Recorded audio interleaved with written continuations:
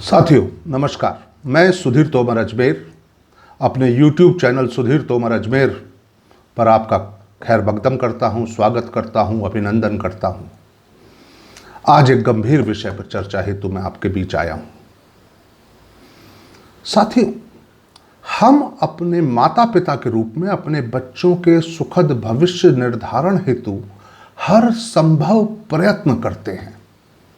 हम उन्हें अच्छे से अच्छी शिक्षा दिलाना चाहते हैं, अपने शहर के अच्छे स्कूलों में उन्हें अध्ययन कराते हैं और अध्ययन करने के बाद अगर बच्चा मेधावी निकलता है, मेधावी निकलते बच्चे को 10वीं क्लास पास होते ही हम उसे उस स्कूल से निकाल उसे डॉक्टर और इंजीनियर बनाने का सपना देखते हुए एक कोचिंग इंस्टीट्यूट में एडमिशन दिला देते हैं। अब तो लगभग हर शहर नहीं तो आसपास के संभाग स्तर पर अच्छे कोचिंग इंस्टीट्यूट या उनकी ब्रांचेस खुल गई हैं, लेकिन फिर भी हिंदुस्तान में एक शहर ऐसा है जिसे कोचिंग के शहर के नाम से जाना जाता है।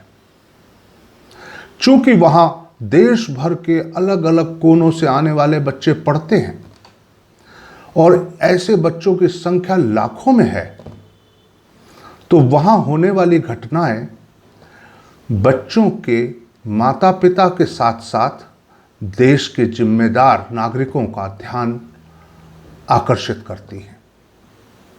मैं इतना सा कहना चाहता हूं कि अपने नौनिहालों के जीवन को बलिदान देने की कल्पना भी नहीं कर सकते हम।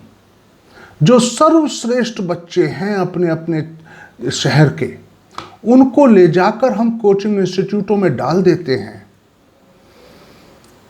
कुछ अच्छा परफॉर्म करते हैं, डॉक्टर और इंजीनियर बनते हैं, जिनके अक्सर चित्र हम अपने शहरों में लगे होर्डिंगों के ऊपर देखा करते हैं।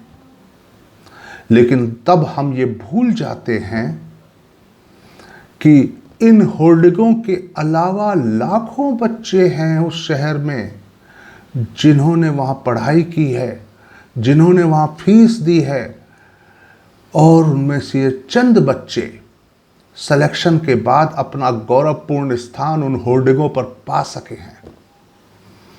क्या होता होगा उन बच्चों का जिनका स्थान इन गौरवपूर्ण होर्डिंगों पर नहीं आ पाता?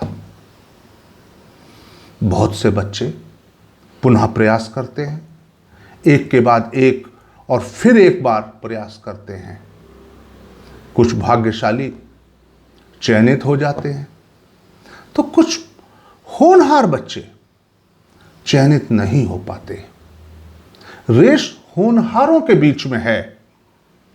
जो जीत जाते हैं वो होनहार कहलाते हैं, और वो होनहार जो जीत नहीं पाते वो होनहारी के उस स्तर से अपने आप को अचानक बहुत नीचे गिरा हुआ पाते हैं और उनका आत्मविश्वास अक्सर डिग जाता है।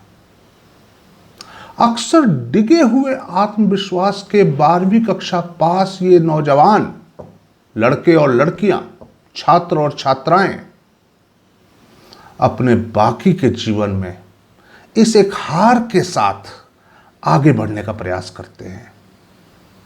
कुछ इस हार के सदमे से उबर आते हैं, लेकिन बहुत से इस सदमे से उबर नहीं पाते। क्या सोचा हमने?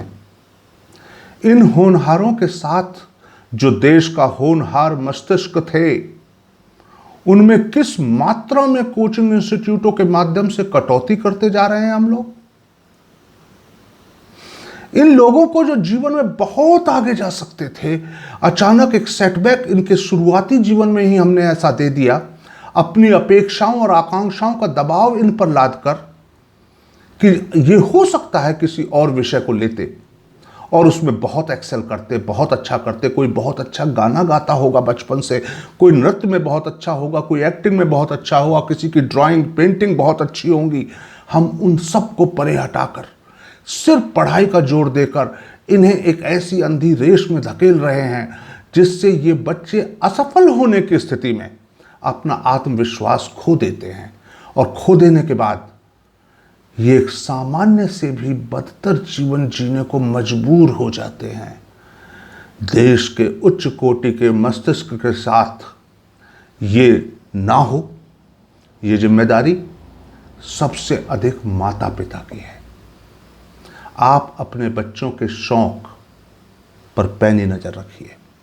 आप अपने बच्चों की इच्छाओं को, उनकी आकांक्षाओं को उनके साथ बात करके नापिए, समझिए अपने बच्चों को, बजाय हर समय समझाने के।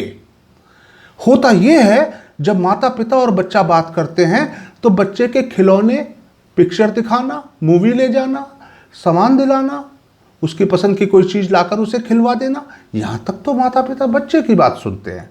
लेकिन जो जीवन से जुड़ी उसके कैरियर की बातें हैं, उसके शौक की बातें हैं, उनको अक्सर माता पिता अपनी सीख के नीचे दबा देते हैं।